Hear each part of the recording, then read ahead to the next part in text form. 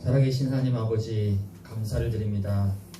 또 지난 설 명절을 통하여 가정과 가문에 복음의 빛을 비추게 하시고 또 각 가정과 가문들이 복음으로 살아나고 치유되는 은혜와 응답 누리게 하신 것을 감사합니다. 아멘. 오늘도 추운 날씨 또 눈 내리는 굳은 환경 가운데서도 하나님 말씀을 사모하며 은혜를 사모하며 귀한 지역 식구들이 한자리에 함께 모였습니다. 이 시간이 오순절날 성령께서 마가다락방에 임하셨던 불같은 바람같은 초월적인 능력과 힘이 임하는 가장 복된 시간으로 역사하여 주옵소서. 2023년 만국을 기업으로 얻게 하리라는 언약의 말씀을 이미 우리에게 주셨사오니 우리 모든 지역 식구들 개인과 가정과 업의 현장에 만국을 기업으로 얻는 초월적인 응답을 누리고 체험하는 성령 충만한 시간 될 수 있도록 성령께서 이 시간에 역사하여 주옵소서. 예수 그리스도의 이름으로 기도드리옵나이다. 아멘. 네, 우리 말씀 보겠습니다. 말씀 디모데전서 6장 11절에서 12절까지 말씀입니다. 디모데전서 6장 11절에서 12절까지 11절, 12절 이 두 절 말씀을 우리 같이 한 목소리로 함께 읽도록 하겠습니다. 오직 너 하나님의 사람아 이것들을 피하고 의와 경건과 믿음과 사랑과 인내와 온유를 따르며 믿음의 선한 싸움을 싸우라. 영생을 취하라. 이를 위하여 내가 부르심을 받았고 많은 증인 앞에서 선한 증언을 하였도다. 아멘.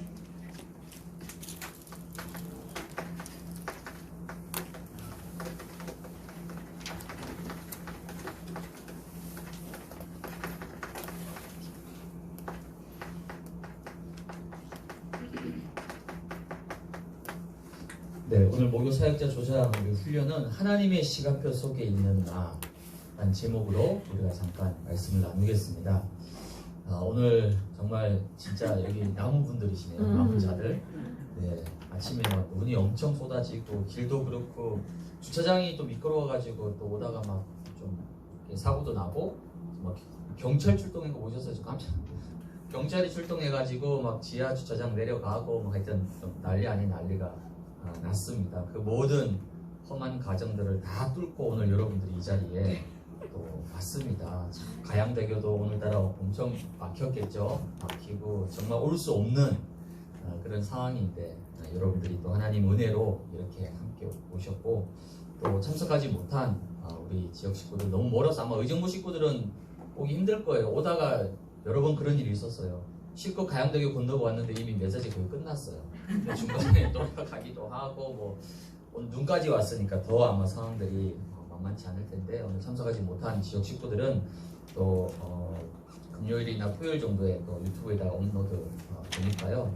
같이 공유해 주셔서 그래도 어디 있든지 간에 이 말씀의 흐름 놓치지 않고 함께 붙잡고 갈 수 있도록 승리하기를 원합니다. 우리가 2023년도를 시작하자마자 우리에게 많은 미션들이 지금 떨어졌습니다. 지금 교회적으로 뭐 스타트만 운동, 또 4천 망대 운동, 237 치유 운동, 우리 3운동이라고 하죠. 그 3운동들이 지금 각 기관, 위원회, 뭐 모든 모임에서 전부 다 3인 1조 해가 지금 난리가 지금 났죠. 또 그에 따른 많은 기도 제목들도 지금 여러분들에게 주어져 있습니다. 그리고 어느덧 보니까 시간이 지금 벌써 1월 말이에요. 깜짝 놀랐어요. 한 게 없는데 벌써 1월 말이고 다음 주면 2월 달입니다. 이렇게 시간이 어마어마하게 지금 빠르게 흘러가고 있는 거예요. 이 모든 것을 놓고 우리가 어떻게 인도를 받아야 될까? 오늘 하나님이 우리에게 주시는 답은 뭐냐면 하나님의 시간표 속으로 들어가면 되는 거예요. 지금 뭐 스타트만이다, 3인 1조다, 뭐 여러 가지 많은 미션, 기도 제목들, 막 지역, 구역, 위원회, 권사회, 뭐 남녀 전도회 지금 막 난리잖아요. 그 속에서 가장 중요한 건 뭐냐면 지금 내가 하나님의 시간표 속에 있구나 라고 여러분이 확신하면 됩니다. 시간표 속에 있으면 나머지는요 하나님이 인도해 가시는 거예요. 서울역에서 출발해서 부산으로 가는 부산까지 가야 되는데 이 설날 명절에 보니까 뭐 8시간, 10시간씩 걸렸더라고요. 근데 기차를 타면 그렇죠? 부산으로 가는 기차를 타고 있으면 괜찮아요. 좀 늦게 가도 괜찮고 기차가 중간에 좀 멈춰도 괜찮아요. 왜 그렇죠? 결국은 부산역에 도착할 거잖아요. 그 기차 속에 타고 있으면 어떤 문제가 와도 괜찮아요. 다시 말씀드리면 방주 안에 있으면 괜찮아요. 좀 넘어지면 어떻습니까? 방주 안에 있는데. 진짜 문제는 뭡니까? 방주 밖에서 넘어진 게 그게 진짜 재앙이죠. 방주 안에서 좀 연약해도 괜찮아. 방주 안이잖아요. 결국 네피림의 홍수 승리할 거니까. 어디에 있느냐가 중요합니다. 하나님의 시간표 속에 지금 내가 있다. 하나님의 시간표 속에 우리 가정이 있다. 하나님의 시간표 속에 내 후대와 우리 구역과 지역이 있다. 그러면 괜찮다는 거예요. 반드시 승리하게 되어 있습니다. 오늘 저와 여러분들이 이러한 하나님의 시간표 속으로 들어갈 수 있는 은혜를 회복하십니다. 주일 강단을 통해서 우리 디모데, 에바브로디도 어떤 사람들입니까? 상극이에요. 완전히 극과 극의 인물, 정반대의 인물들입니다. 디모데는 여러분이 잘 아시는 것처럼 믿음의 3대, 그렇죠? 외할머니 로이스, 어머니 유니게, 어머니 유니게는 유대인입니다. 그러니까 유대인의 믿음의 3대 가문 속에 자라난 아이예요. 디모데전서 1장에 보니까 디모데전서 3장에 보니까 어려서부터 성경도 알았대요. 그러니까 완전히 복음 엘리트로, 지금 말하면 우리라면 엄마 태 속에서부터 결혼 태아부부터 시작해가지고 영아부에서 쭉 자라가지고 초등부에 초신 초등 신학교 다 다니고 중고 합숙훈련도 가고 그렇게 자랐던 거예요, 디모데가. 그래서 결국은 어디까지? 목회자까지 됐어요. 완전히 믿음의 명문 가문 출신인 거죠. 근데 에바브로디도는 반대, 완전 반대입니다. 이 에바브로디도라는 이름이 어디서 유래됐냐면 로마 여신이 있어요. 로마 사람들이 섬기는 여신 중에 제일 유명한 여신이 누구냐면 아프로테티스라고 합니다. 그 이름에서 유래가 됐어요. 에바브로디도라는 이름이. 그럼 엄마 아빠가 이 이름 지었을 때 왜 우상 이름을 지었겠습니까? 그 말은 유추해 보면 부모님이 우상 숭배하는 가문에 태어났다는 거예요. 불신자 가문은 말할 것도 없고 우상을 숭배하는 여신을 섬기는 가정과 가문에서 태어났어요. 그렇게 불신자로 살다가 바울을 만나서 복음을 듣고 예수를 영접하게 됩니다. 그리고 나서 나중에 교회의 중요한 지도자가 됐어요. 그럼 이 디모데, 에바브로디도는 완전히 극과 극에 있는 사람들입니다. 도저히 함께 공존할 수 없는 사람들입니다. 그런데 이 두 사람이 바울과 함께 완벽한 3인 1조 팀이 되어져서 로마 복음화에 가장 귀하게 쓰임받았다는 거예요. 그러면 이 디모데와 에바브로디도의 공통점이 있어요. 그 공통점이 뭐냐면 출신과 배경과 모든 것이 달랐지만은 하나의 공통점이 뭐냐면 우선순위. 이게 같았어요. 23년도가 시작되면서 많은 미션들, 사역들이 지금 막 쏟아져 오고 있습니다. 그렇죠? 설 명절 때 주일 강단 메시지가 바울의 3인 1조였어요. 이건 좀 안 놀랬습니까? 그래도 설 명절인데 보통 설 명절이면 가정 가문 복음화를 위한 기도 제목과 메시지들이 그래도 나오잖아요. 물론 목사님이 서론에 뭐 설거지도 얘기하시고 뭐 좀 얘기하셨지만은 본론은 그게 아니잖아요. 3인 1조였어. 3인 1조. 그것도 강단 제목이 3인 1조. 우리가 뭐 바울, 루디아, 간수장 다 알고 있는 인물들이잖아요. 근데 이걸 뭐 어떤 관점으로 보셨죠? 3인 1조로 본 거예요. 디모데, 에바브로디도 우리가 알고 있는 인물들입니다. 3인 1조로 봤다는 거예요. 그게 뭐냐면 지금 하나님은 교회를 통해서 우리에게 가장 중요한 우선순위를 지금 계속해서 말씀하시는 거예요. 디모데와 에바브로디도는 출신이 달랐고 배경이 달랐고 성향도 달랐고 모든 것이 달랐지만은 딱 하나 공통점이 뭐냐면 복음을 위한 우선순위, 하나님 나라를 위한 우선순위, 세계 복음화를 위한 우선순위가 같았다는 거예요. 아마 여러분들이 지금 쉽지 않을 수 있습니다. 나는 지금 몸이 하나인데 내 사정과 내 형편 하나님이 모르십니까? 다 알고 있죠. 우리가 하나부터 10까지 다 할 수는 없어요. 그러나 우선순위를 어디에 두느냐에 따라서 달라질 수 있습니다. 여러분 뭐 10가지를 다 하라는 게 어떻게 다 합니까? 몸이 하나인데. 다 하라는 게 아니라 가장 중요한 우선순위를 붙잡기만 하면 됩니다. 이 우선순위에 따라서 뭐가 달라지죠? 기도가 달라지는 거예요. 우선순위에 따라서. 마태복음 6장 33절에 너희는 먼저 그의 나라와 그의 의를 구하라. 내가 모든 것을 다 할 수 없지만 왜요? 여러분 가정이 있잖아요. 아이들이 있잖아요. 또 여러분 여러 가지 상황과 형편들이 있는데 어떻게 다 할 수 있습니까? 비록 다 못하더라도 너희는 먼저 뭐 하라고요? 하나님의 나라와 의를 구하라. 기도는 할 수 있잖아요. 기도는 얼마든지 할 수 있습니다. 우선순위가 바르게 붙잡혀져야지 기도가 달라집니다. 또한 디모데와 에바브로디도는 방향이 같았습니다. 방향이. 둘이 너무나 다른 성향이죠. 완전 한 사람은 완전 복음 엘리트, 믿음의 3대 명문 가문의 출신, 그리고 목회자, 완전히 우리가 흔히 말하면 뭐 좀 표현이 그렇지만 영적 금수저인 거예요. 영적 금수저. 엘리트 코스만 쭉 밟아왔던 사람들이에요. 디모데는.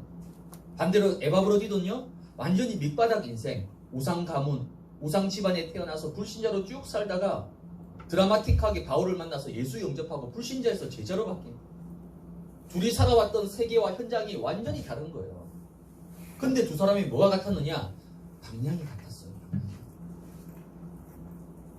하나님이 가장 원하시고 필요로 하는 곳에 방향을 맞춘 거예요. 그 시대 가장 하나님이 원하시는 방향이 뭡니까? 로마 복음화였어요. 그 로마 복음화에 하나님이 세운 바울. 아, 그렇구나. 이 바울이란 사람은 로마를 복음화하기 위해서, 세계 복음화하기 위해서 하나님이 세웠구나. 그럼 나는 저 바울을 도와야 되겠다. 그게 디모데와 에바브로디의 방향이 같았던 거예요. 그래서 여러분들이 어디에 있든지 위치는 다 다를 수 있습니다. 여기 우리 애기 엄마들은 지금 아이들 방학이니까 죽을 마시잖아요. 그렇죠? 아직 방학이 한 달 넘게 남았는데, 또 우리 나이 드신 어른신들은 또 상황이 다 달라요. 각자 위치가 다 다릅니다. 입장이 다 달라요. 괜찮아요. 상황과 위치와 입장이 다 달라도 내가 있는 곳에서 뭐 하면 됩니까? 방향은 맞추면 되는 거예요. 방향이 같으면 어디에 있어도 괜찮아요. 어떤 위치에 있어도 괜찮아요. 어떻게 100명이 다 똑같은 자리에 서 있습니까? 달라요. 각자 위치에서, 각자 상황에서, 각자 형편에 있대 거기서 뭐 하면 되죠? 방향을 맞추면 되는 거예요. 어디에? 하나님이 원하시는 방향. 하나님이 정말 필요로 하신 곳에 방향을 맞추면 되는 거예요. 그래서 2023년도에 여러분들이 하나님과 통하는 사람이 되시고, 여러분 가장 불쌍한 사람이 누군지 아세요? 통하지 않는 사람이에요. 하나님과 불통되어 있는 사람.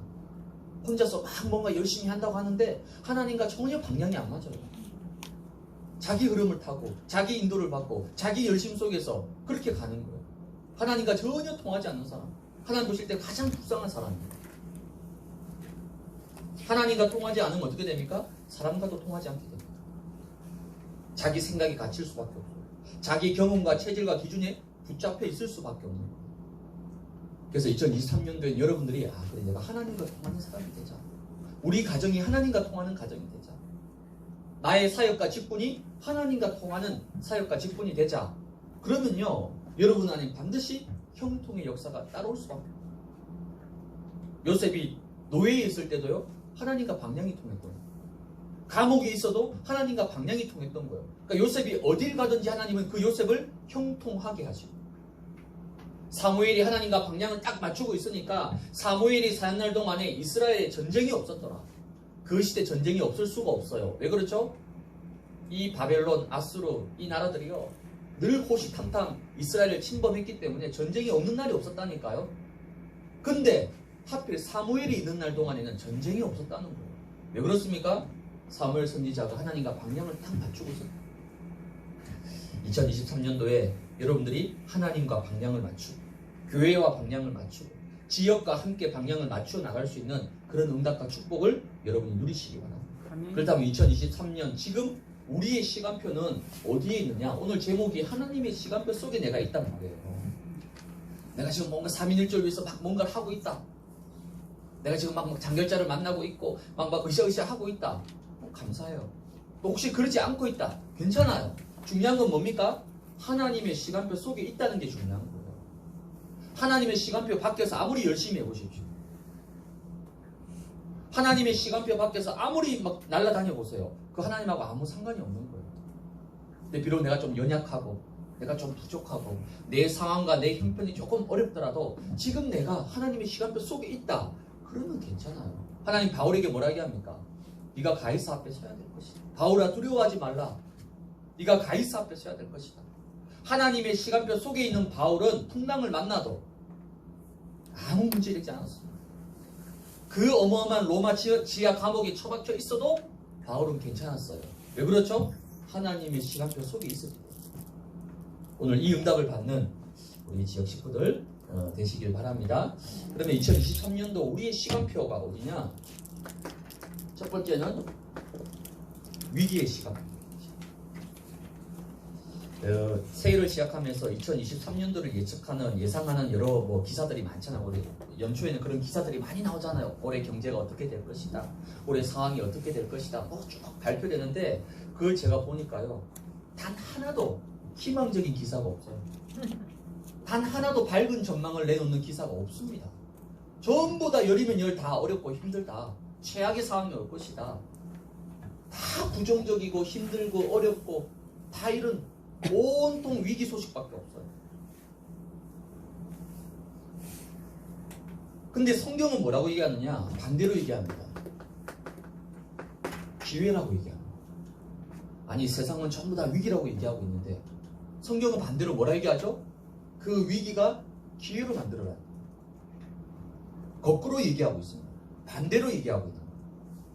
그러니까 세상 사람들은 도저히 이해가 안 되는 거예요. 지금 위기인데 기업과 회사들은요, 전부 다 투자를 다 50%로 줄이고, 왜? 지금 위기 상황인데 무슨 투자를 하겠습니까? 전부 다 긴축이에요, 긴축. 근데 성경은 반대로 얘기합니다. 위기를 뭐 하라고요? 기회로 도전하라고 얘기하고. 어떤 기회로 인도를 받아야 되느냐? 가장 중요한 근본을 회복할 기회로 삼아야 됩니다. 위기가 찾아왔을 때 하나님의 계획이 뭡니까?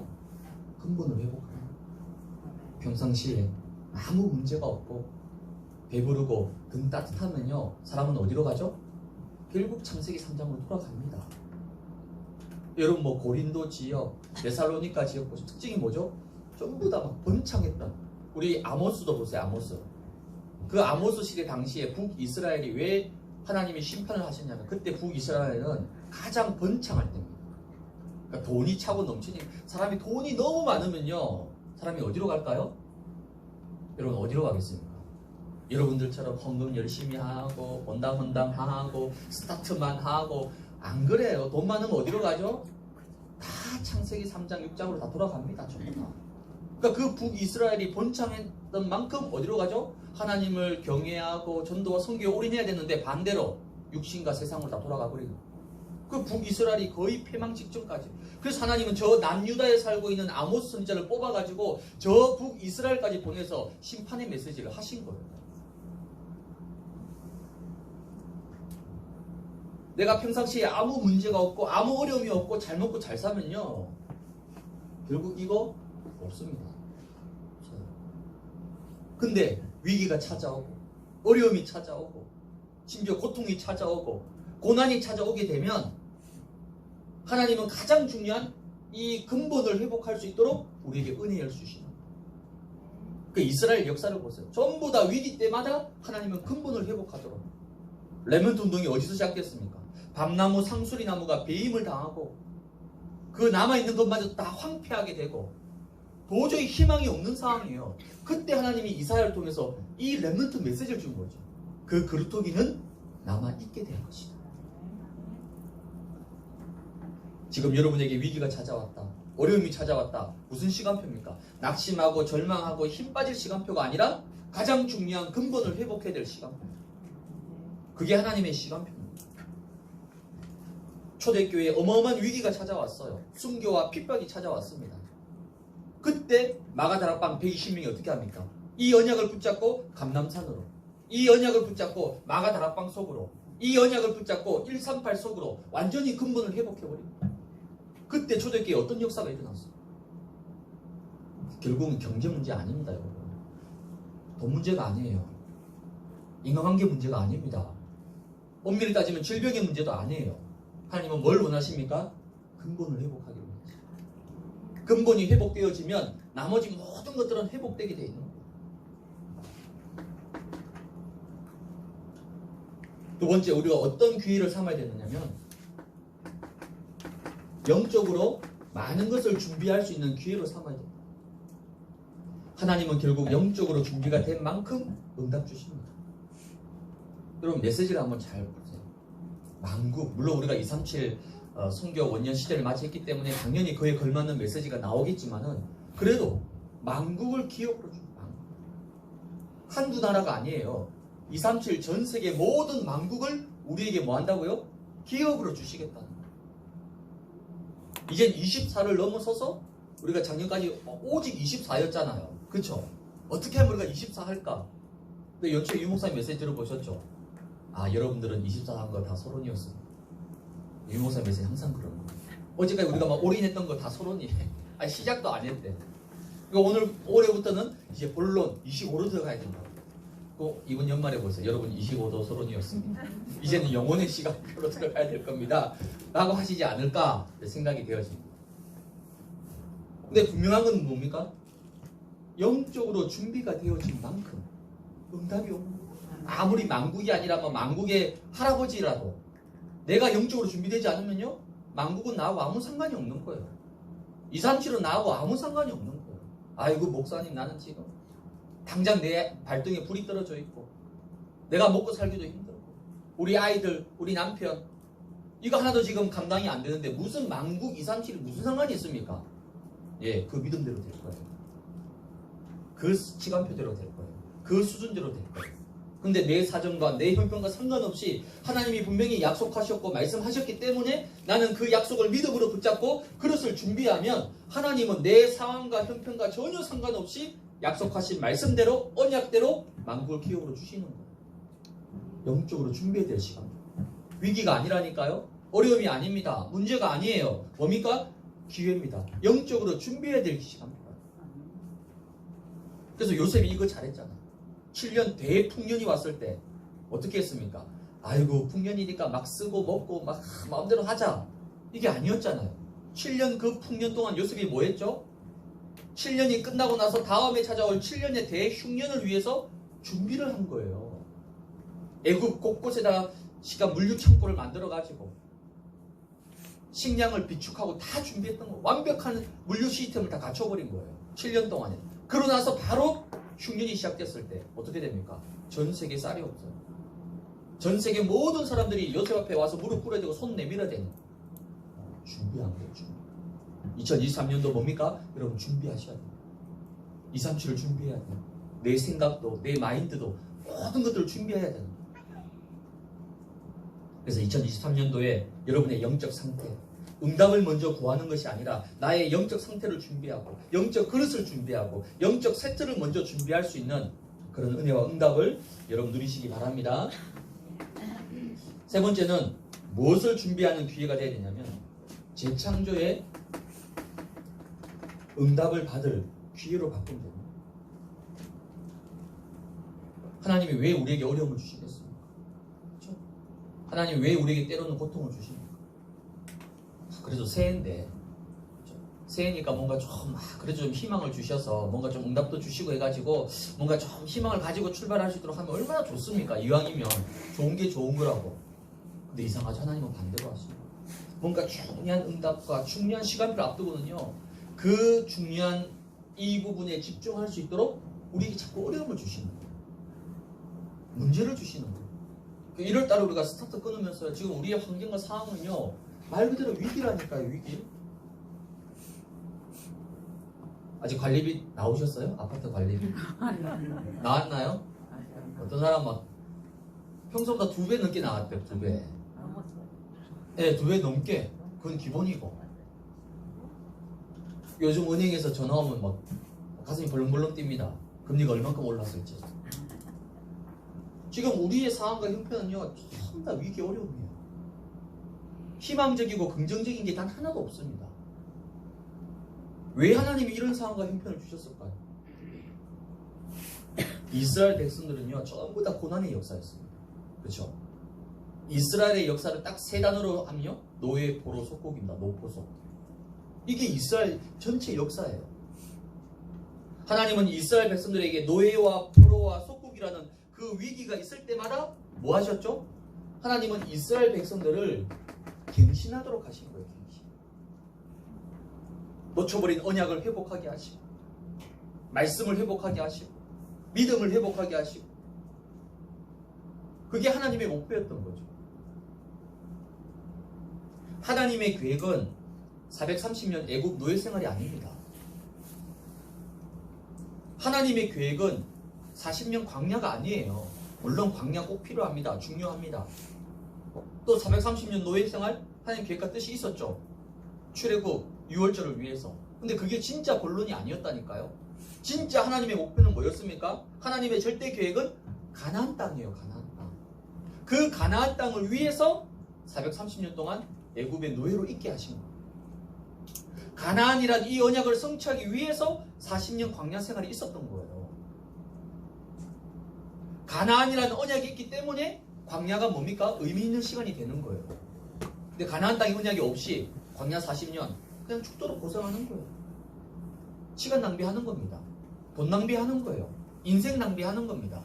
그러나 가나안 땅의 언약이라는 이 언약이 확실하다면 430년 애굽 생활 괜찮아요. 그 430년 애굽 생활 때문에 유월절에 피언약을 붙잡게 됐어요. 40년 광야에서 고생했지만 그 40년 광야를 통해서 각인과 뿌리와 체질을 바꾸게 된 거예요. 하나님은 문제와 위기를 통해서 우리에게 뭐 하시기 원하십니까? 재창조. 보라 내가 새 일을 해. 이전 것은 다 지나갔으니 보라 내가 새 일을 해. 너희는 옛날 일, 지난 일을 생각하지도 말고 기억하지도 말라라고. 왜? 내가 새 일을 행하실 겁니다. 하나님이 행하실 새 일이 뭡니까? 광야에 길을 내겠다. 길이 전혀 없는 광야에 하나님은 길을 내겠다는 거예요. 여러분이 육신의 눈으로 여러분 가정과 여러분 형편을 봤을 때는요, 길이 없습니다. 길이 안 보여요. 지금 현재 우리의 상황은 길이 안 보인다니까요. 근데 하나님은 그 길이 없는 광야에 뭐 하신다고요? 내가 길을 내겠다는 겁니다. 물 한 방울 없는 사막 땅에 하나님은요, 강을 내겠다는 거예요. 강을. 재창조. 절대 불가능을 절대 가능으로 하나님이 하시겠다는 거예요.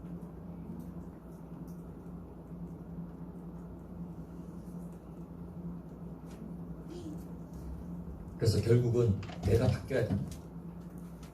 내가 바뀌지 않으면 만국을 기업으로 237 아무 나와는 상관이 없는 메시지. 내가 바뀌어야지 가정도 살고 후대도 살고 여러분의 구역과 지역도 살게 됩니다. 그게 바로 하나님의 시간표예요. 하나님의 시간. 지금 하나님은 여러분에게 물어보고 있는 거예요. 넌 지금 어디에 있느냐?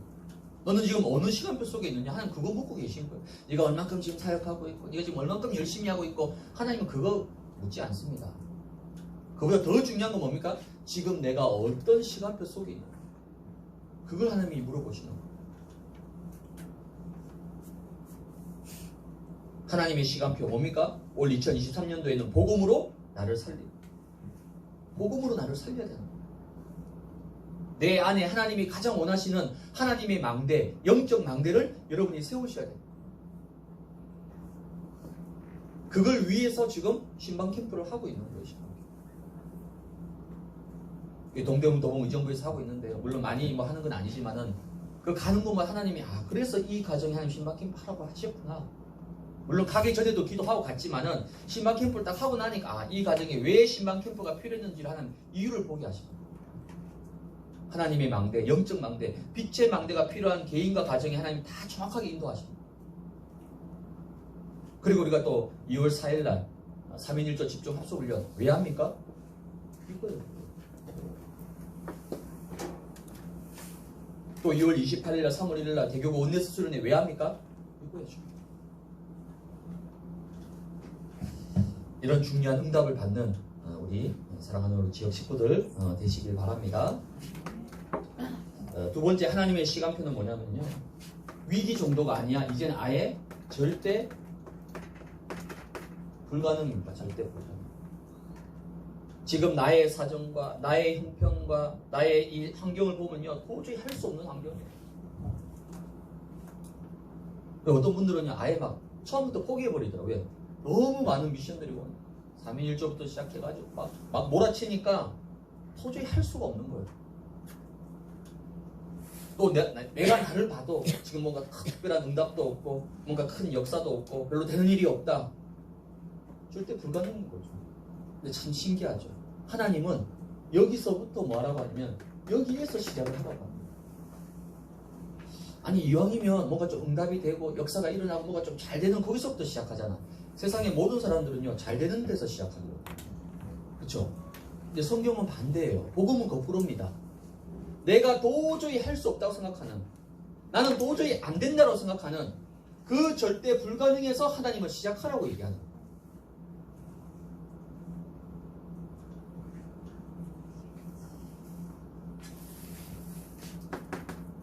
절대 불가능 어디 있습니까? 가장 먼저 내 안에 있어요. 내 자신이 바로 절대 불가능이에요. 예배드리고 말씀 받고 예배드리고 훈련 받을 땐 괜찮은데 돌아서면 또 내 안에 나도 모르는 나의 옛틀, 옛체질, 숨은 상처, 숨은 갈등 계속해서 올라옵니다. 징하죠, 그렇죠? 그렇게 훈련을 많이 받았는데 그렇게 이 다락방석에 10년, 15년, 20년 있었는데도 진짜 변하지 않습니다. 변하지 않는 건 복음이면 충분한데 복음 말고도 내 안에 체질도 안 변해. 내가 나를 봤을 때 절대 불가능. 할 수가 없어. 엘리야를 보십시오. 한계 만난 엘리야. 그 어마어마한 갈멜살 전투를 했음에도 불구하고 호렙산 앞에서 다시 그 뭐라고 얘기하나? 로뎀 나무 앞에서 난 도저히 끝났다. 난 더 이상 아무것도 할 수가 없다. 그때 하나님이 뭐라고 얘기합니까? 야 엘리야야 이제 시작이다. 지금부터가 시작이다. 지금까지 네 열심으로 했지? 네 특심으로 했지? 네 체질대로 했지? 하나님 기다리고 계시던 거예요. 엘리야가 힘 빠질 때까지. 어릴 때 애기가요 막 너무 울면 그렇죠? 사탕을 주고 젤리를 주고 뭐 줘도 안 통할 때가 있잖아요. 그때는 어떻게 합니까? 엄마가 기다리죠. 언제까지? 울다가 지칠 때까지. 울다가 지칠 때까지 1시간이고 30분이고 기다립니다. 다 울고 나면 다 이제 기진이 빠지고 이제 그러면 그때 이제 가서 얘기하잖아요. 왜 잘못됐고 뭘 해야 되고 그때 말이 먹히는 거예요. 내 생각으로 가득 차 있어요. 내 것으로 가득 차 있어요. 그럼요 하나님 말씀 듣죠. 안 듣는 게 아닙니다. 말씀 들어요. 메시지 듣습니다. 근데 그게 내 영혼과 내 심령 속까지는 들어오지 않아요. 그냥 귀로만 듣는 거예요.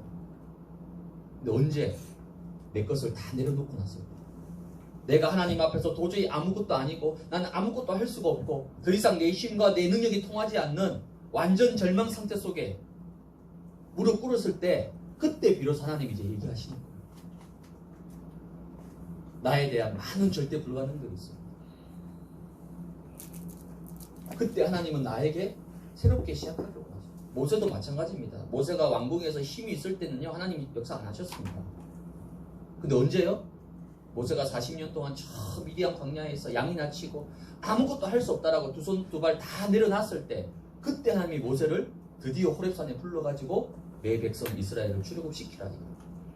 아니 이왕이면 모세가 애굽의 왕자로 있을 때 잘 나갈 때 그때 미션 주면 얼마나 좋겠습니까?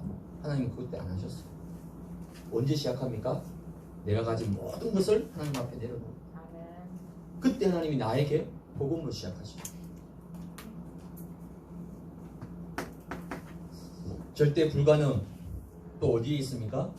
우리의 현장. 우리의 현장을 봤을 때 절대 불가능입니다. 특별히 우리의 가정.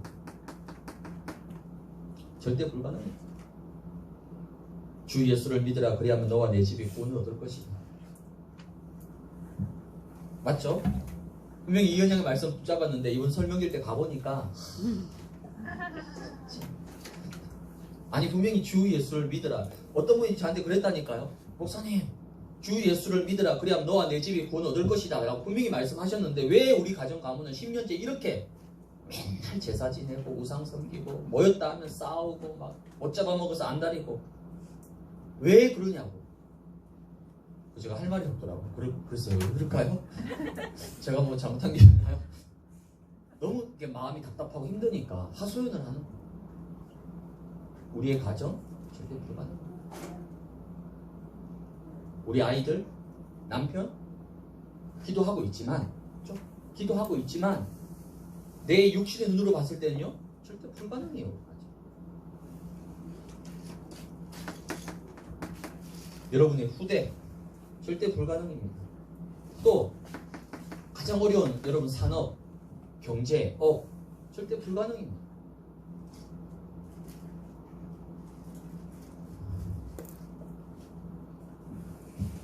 근데 하나님은 이 절대 불가능의 현장에서 시작을 하라고 얘기합니다. 아무것도 없는데 나땡이에서 시작하라는 거죠. 아니 뭐가 좀 할 수 있는 뭐가 좀 있은 다음에 그 위에서 시작하면 얼마나 좋겠습니까? 아무것도 없는 현장에서 시작하라는 거예요. 왜 그럴까요? 하나님이 악한 하나님이십니까? 아니에요. 네 힘으로 하지 마라. 네 능력으로 하지 마라. 오직 복음의 능력으로, 오직 그리스도의 능력으로. 그게 25라는 거예요. 25는 뭡니까? 하나님의 영역, 하나님의 시간표, 하나님의 힘이에요. 그거로 시작하라는 거예요. 25로. 이 언약을 아브라함이 붙잡은 거예요. 창세기 12장에. 에바브로디도처럼 아브라함 똑같이 우상 가문입니다. 아버지 데라, 갈대아 우르라는 달의 신전을 숭배하는 그 우상 동네에서 우상을 만드는 직업을 가진 사람이 자기 아버지였어요. 그 아버지 밑에서 태어났습니다. 아브라함이 어떻게 했어요? 그 가문이 어떻게 했습니까? 도저히 구원받을 수 없는 조건과 희망이 전혀 없는 가정 가문이에요. 근데 하나님은 아브라함을 일방적으로 선택하셔서 믿음의 시조로 부르셨어요.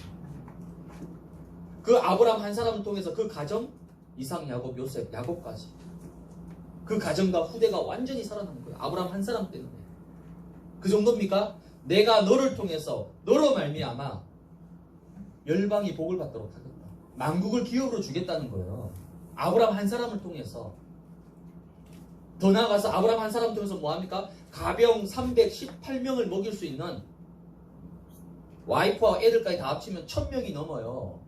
한 가정에서 1000명을 식솔로 거느리고 있다. 이게 보통 일입니까?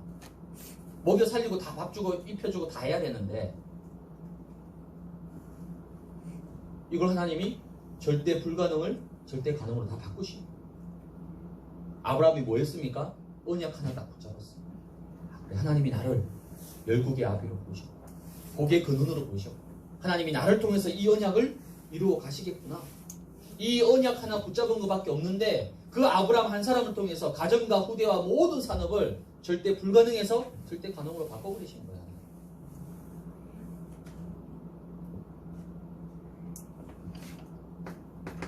그리고 절대 불가능이 또 어디에 있냐면 여러분 지역입니다. 누가 아멘이라고 했어요. 저 잘못 들은 거 아니죠?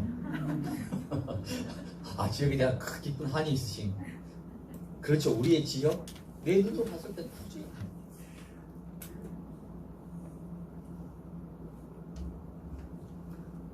저 지금 5년째잖아. 5년째. 그렇죠? 여러분 지역과 구역을 다 안다 그러면 너무 교만한 놈이고 다 알지도 못하지만은 그래도 어느 정도는 알잖아. 왜?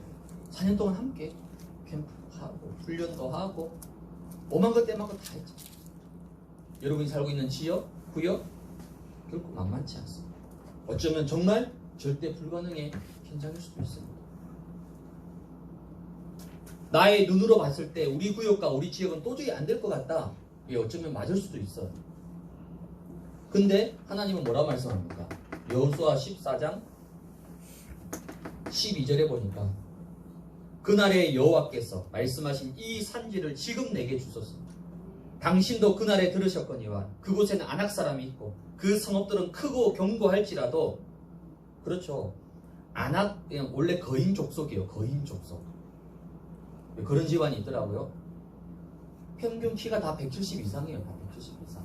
애들이 다 180, 190. 왜 그러나 보니까 엄마가 일단 다 170, 아빠는 180.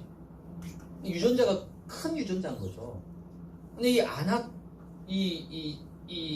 이곳은요 원래 거인 족속이 사는 도시였단 말이에요. 그러니까 얼마나 크고 대단하겠습니까? 그 성읍들이 크고 견고할지라도 여호와께서 나와 함께 하시면 내가 여호와께서 말씀하신 대로 그들을 쫓아낼 것이다. 그럼 지금 뭔가 갈렙이 막 배짱을 부리는 거예요? 막 무모하게 얘기하는 겁니까? 우리 한번 하자 하면 된다. 그렇게 아니에요. 갈렙의 믿음의 근거가 있어요. 그 근거가 뭡니까? 45년 전에 모세를 통해서 하나님이 우리에게 말씀하지 않았냐. 그 말씀을 근거로 해서, 그 말씀을 발판으로 해서, 그 말씀이 플랫폼이 되어져서 여호와께서 함께 하시고 여호와께서 말씀하신 대로 그 땅을 차지하게 될 것이다. 우리는 반대로 얘기하잖아요. 주일날 아무리 말씀 받아도, 아무리 메시지 들어도 지금 내 형편이, 지금 내 사정이, 지금 우리 집안이, 지금 내 위치가, 지금 갈렙은 거꾸로 얘기하는 거예요. 도저히 차지할 수 없는 땅이에요. 안악산지. 그래서 11지파가 머리가 너무 빨리 돌아가가지고 안악산지를 선택을 안 한 거죠. 예, 굉장히 현명한 선택이에요. 이왕이면 좋은 땅, 이왕이면 평지, 그걸 다 11지파가 다 선택해버린 거예요. 그리고 나서 남은 땅이 뭐냐? 아무도 선택하지 않는 땅이 어디죠? 안악산지. 아무도 선택 안 해요. 이걸 갈렙이 나선 거예요. 주위에서 얼마나 말렸겠습니까? 야야야야 그러지 말라고. 네가 뭐 몰라서 그런데 저 안악산지는 큰 산지고 거인 족속에 살고 도저히 안 돼. 하지 말라고. 왜 그러냐고. 근데 갈렙은 거꾸로 얘기하는 거예요. 된다고. 왜요? 하나님께서 말씀하지 않느냐. 하나님이 약속하지 않느냐. 하나님이 우리에게 언약하지 않느냐. 그 언약이 맞다라면 저 산지를 내게 달라고 해요.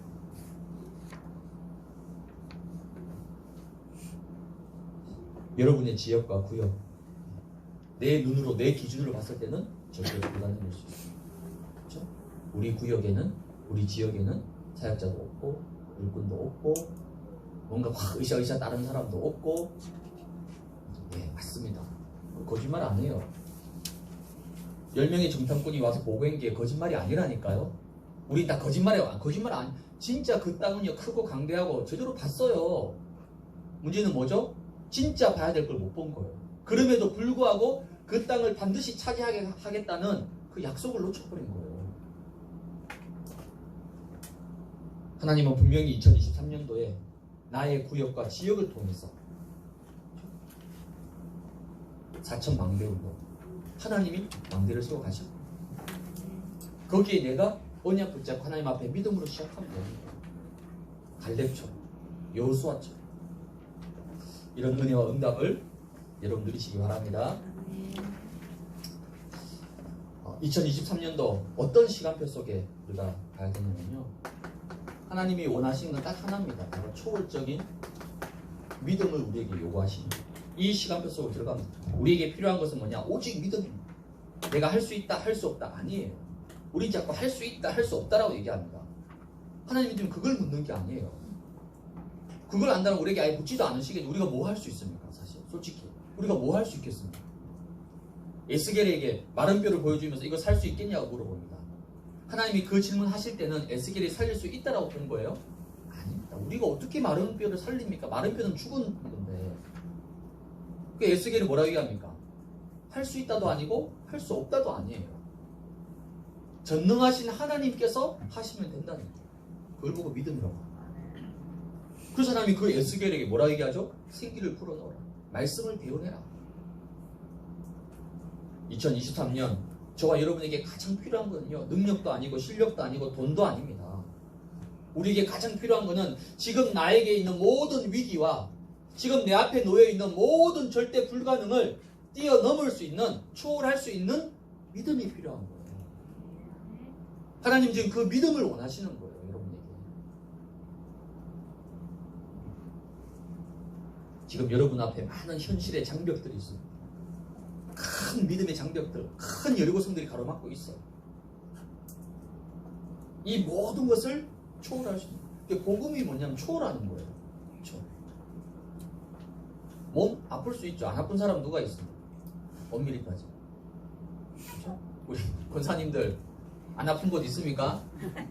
있어. 어디든지 딱 삭신이 쑤시고, 이런 날씨 같은 건 싹 삭신이 쑤셔서 뜨끈뜨끈한데 몸 지지셔야 되고, 이 추운 날 나오는 자체가 얼마나 뼈마디가 쑤시고 힘들겠습니까? 다 안 아픈 사람 없어. 다 지금 다 우리 거의 바울이요, 바울. 바울 읽을 때마다 야 바울 니만 아팠냐? 나도 아프다. 내 안에도 육체에 가시가 있고 칼빈처럼 몸에 막 한 30몇 군데 아픈 종합병원이고 다 집에 가면 다 약봉지 다 있어요. 저는. 그럼에도 불구하고 복음은 뭐라고요? 안 아픈 게 복음이 아니에요. 안 아프고 막 난 무드셀라처럼 막 946세까지 살고 막 안 아픈 게 복음이 아닐까요? 아프지만 그 병에 잡히지 않는 게 복음이에요. 복음 그러니까요. 다들 막 빛의 경제 받아가지고 막 오늘부터 당장 막 몇십억 몇백억 가지고 아니에요. 땡전 한 푼 어쩔 수 있습니다.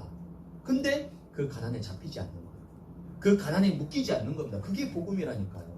우리가 복음을 오해합니다. 복음 그러니까 막 무조건 잘 살고 무조건 막 대박 터지고 무조건 막 돈 많이 벌고 아니에요. 내가 빈궁에 처하고 궁핍에 처할지라도 일체의 비결을 배웠다. 바울은 거기에 매이거나 묶이지 않은 거예요. 그렇죠? 그게 복음이에요. 아픔이 찾아올 수 있죠. 질병이 찾아올 수 있습니다. 가난이 찾아올 수도 있어요. 때론 낙심과 실망이 찾아올 수 있고 사람이 나를 아프게 할 수도 있어요. 근데 진짜 복음은 뭡니까? 거기에 내가 잡히거나 매이거나 갇히지 않는 거예요. 그게 진짜 복음의 능력. 왜? 복음은 모든 것을 초월하고 뛰어넘는 거라요.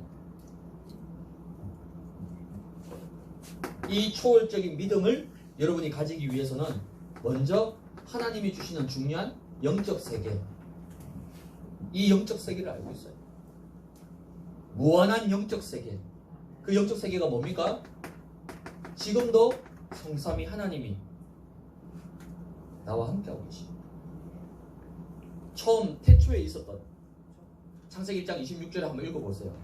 우리가 우리의 형상대로, 아니 하나님이 그냥 내가 내 형상대로 이렇게 말씀하셔야 되는데 우리가 우리의 형상을 따라. 그 우리가 누굽니까? 성부, 성자, 성령, 성삼위 하나님이 태초에부터 계셨고 우리와 함께하고 계신 거예요. 그 증거 요한복음 1장 1절에 보세요. 태초에 말씀이 계시니라. 이 말씀이 누구라고요? 하나님이고 그가 태초에 처음부터 계셨다. 누가요? 예수 그리스도가 태초에 함께하고 계시고 그건 성자 예수님이, 성자 하나님이 처음부터 함께 하셨다는 거예요. 이 성삼위 하나님이 지금 내 안에 뭐로? 보좌로 함께하고 계시고 내 안에 그 보좌가 있는 거예요. 그 하늘 보좌가 나에게 임한 거예요. 이 보좌를 가졌기 때문에 내가 가는 모든 발걸음 속에 하나님의 나라가 임하게 되는 거예요. 하나님의 나라. 나 한 사람을 통해서 우리의 가정과 지역과 현장에 성령이 역사하고 하늘의 천군과 천사들이 동원되어지고 모든 흑암 세력들이 결박되고 무너지는 거예요. 그게 하나님의 나라의 축복입니다. 이게 우리에게 주신 어마어마한 영적 세계의 축복이에요. 이거 놔두고 우리는 맨날 뭘 쳐다보죠? 그렇죠. 내가 지금 힘들고 내가 어렵고 지금 돈이 없고 지금 우리 가정이 힘들고 다 눈에 보이는 것만 쳐다보고 있는 거예요. 눈에 보이는 것만 쳐다보니까 자꾸 낙심할 일이 생기죠. 힘 빠질 일이 생기죠. 진짜 믿음은요 이걸 보는 거예요. 비록 내가 힘들고 어렵고 맞지만 그게 전부 다가 아니잖아요. 믿음은 바라는 것들이 뭐라고요? 실상이요. 보이지 않는 것들이 증거다. 증거다. 보이는 것만 다 맞다라면 우리 이제 교회 그만둬야 됩니다. 장사를 그만하세요 이제. 왜? 뭐 되는 게 뭐가 있어?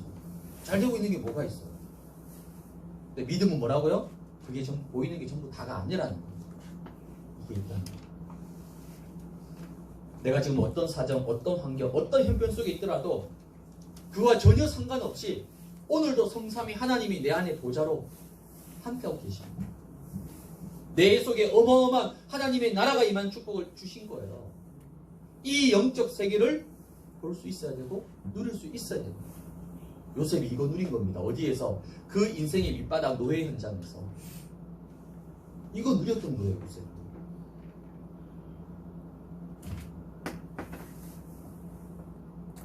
영적 세계뿐만 아니라 우리에게 무한 세계를 통해서 하나님이 주시는 어마어마한 힘이 있습니다. 하나님은 처음부터 우리를 창조하실 때부터 이걸 주셨어요. 하나님의 형상. 그것도 성삼위 하나님이 직접 하나님을 닮은 존재로 나를 만드신 거예요. 내 안에 성부, 성자, 성령, 성삼위 하나님의 영이 내 안에 함께하고 계시는 거예요. 여러분이 여러분 자신을 봤을 때는요, 무능하고 연약하고 할 수 없고 그건 여러분 생각이에요. 하나님은 여러분을 그렇게 안 만드셨습니다. 그렇죠? 하나님은 여러분을 처음부터 어마어마한 존재로 만드신 거예요.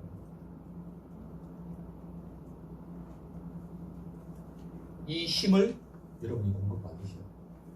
이게 창세기 1장 아까 말씀드린 26절 우리가 우리의 형상대로 우리의 모습을 닮은 그래서 어디까지 갑니까? 28절에 생육하고 번성하고 정복하고 다스리고 충만할 수 있는 5가지 복까지 완벽하게 다 세팅해 주셨어요. 이 힘이 어디에 있다고요? 내 안에 있다니까. 근데 여러분들은 이 힘보다는 자꾸 내 현실, 내 환경, 내 형편 이걸 더 크게 보는 거예요.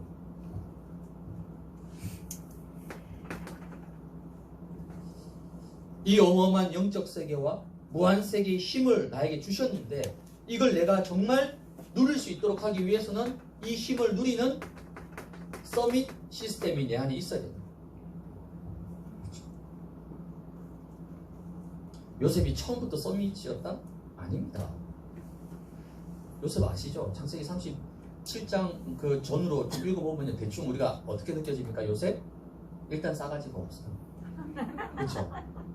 그래도 지가 막내면 좀 형들 잘 이렇게 받쳐주고 잘 이렇게 해야 되는데 그거 없어. 아버지 사랑받아가 눈에 비는 게 없어.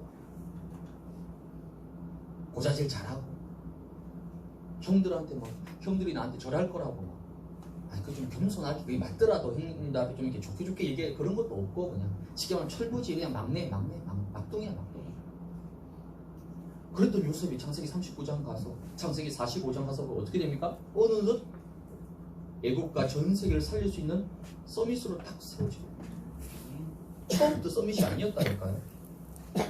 그 고난과 위기와 이 절대 불가능 속에서 하나님 주신 이것을 확 누리면서 요셉이 하나씩 영적 서밋으로 세워져 간 거예요. 즉 요셉에게는 이 서밋 시스템이 있었던 거예요. 다니엘도 마찬가지입니다. 여러분 부자들을 자세히 보면요. 부자가 될 수밖에 없는 시스템이 있어요.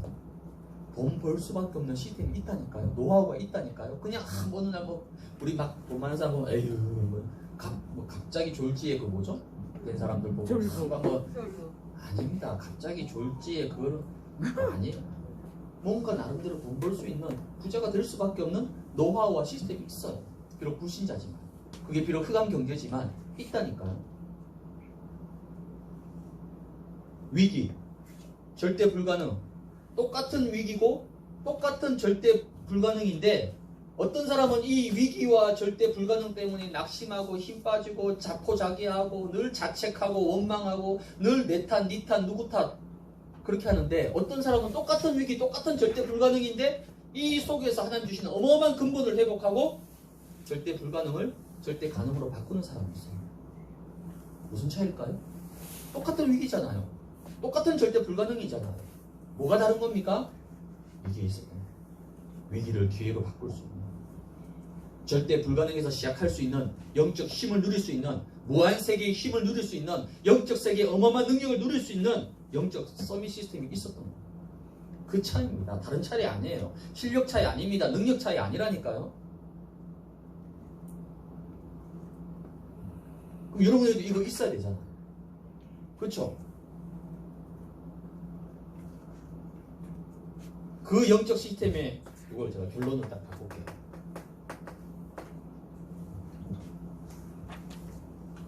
이 영적 시스템의 가장 중요한 근본 내용이 뭡니까? 그게 바로 3, 5, 3, 3, 5, 3. 성경 66권의 모든 언약을 딱 하나로 요약한 거예요. 3, 5, 3. 이겁니다, 진짜. 그럼 이 3, 9, 3이 우리가 이미 알고 있잖아요. 작년부터 쭉 메시지 들었으니까 다 알고 있습니다. 이 알고 있는 3, 9, 3을 어떻게 나의 시스템으로 만들 것이냐, 어떻게 누릴 것이냐. 여러분이 아침에는 뭐 하면 됩니까? 아침에는 내 자신에게 이 393의 축복으로 내가 충만해지도록 나에게 집중적으로 이 393이 임할 수 있도록 기도하는 겁니다. 아침에. 왜 아침입니까? 하루를 시작하는 날이잖아요. 하루를 시작하는 시작점이잖아요. 어떻게 시작하느냐가 전부 다입니다. 여러분 아침에 딱 일어나서 정말 내 자신을 놓고 하나님 오늘 나에게 이 어마어마한 성삼위 하나님과 보좌의 능력, 이 은혜와 이 축복과 이 능력과 이 무한세계와 영적세계의 힘으로 나를 충만하게 해달라. 나의 생각과 나의 마음과 나의 영혼 속 깊은 곳에, 나의 뇌 깊은 곳에, 나의 잠재의식과 무의식 깊은 곳에 이 어마어마한 힘과 능력으로 충만하게 해달라고. 그게 아침에 내가 누리는 기도입니다. 그럼 오후, 낮에 오후에는요? 주로 여러분이 움직이잖아요. 아니 뭘 하든지 누구 만나든지 가만히 있지는 않잖아요. 오후에 주로 만나고 움직이고 뭐 합니다. 여러분이 가는 모든 만나는 모든 곳에 내가 누리는 이 393이 그 사람과 그 현장과 그 일에 전달되어 줄 수 있도록 기도합니다.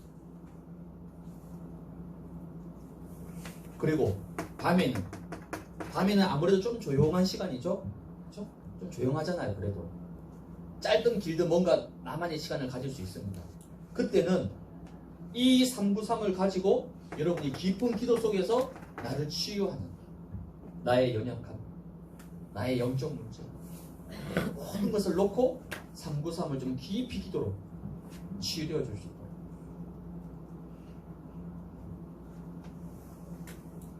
이게 어렵지 않아요. 그래서 저는 393 이거 딱 말씀 받고 나서 기도가 너무 쉬워졌어요.